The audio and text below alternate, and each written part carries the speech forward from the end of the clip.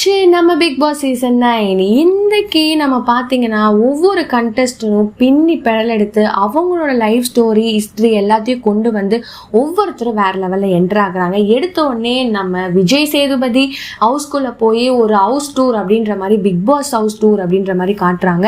இந்த விஷயத்தில் பார்த்தீங்கன்னா ஹவுஸே வந்து பயங்கரமான பிரம்மாண்டமாகவும் ஒரு விஷயத்தில் இருக்குது. ஸோ இதை தாண்டி பார்த்தீங்கன்னா தான் ஒரு பெரிய ட்விஸ்டே இருக்குது. ஒவ்வொரு கண்டஸ்டன்ஸும் உள்ளே போகும்போது ரெட் அண்ட் ப்ளூ அப்படின்ற மாதிரி ஒரு பட்டன் வச்சிருக்காங்க. இதில் உங்களுக்கு என்ன வேணுமோ அதை சூஸ் பண்ணிக்கங்கன்னு விஜய் சேதுபதி சொல்ல, அதே மாதிரி கண்டஸ்டன்ஸும் ஒவ்வொருத்தரும் ரெட்டு ப்ளூன்னு மறக்கிறாங்க. ஸோ இது எதனால அப்படின்னு நீங்கள் மெயினாக பார்த்தீங்கன்னா, இந்த டைம் வந்து இந்த யாரெல்லாம் ரெட் அமுத்துனாங்களோ அவங்க ஒரு டீம், இவங்களோட ப்ளூ டீம் அப்படின்ற மாதிரி தான். உள்ளே போய் எப்படியோ டீம் பிரிக்கிறதுக்கே ஒரு 4 நாள் ஆகும் அப்படின்ற மாதிரி ஒரு விஷயத்தை வந்து கொண்டு வந்தனால இது புதுசாக கொண்டு வந்திருக்காங்க.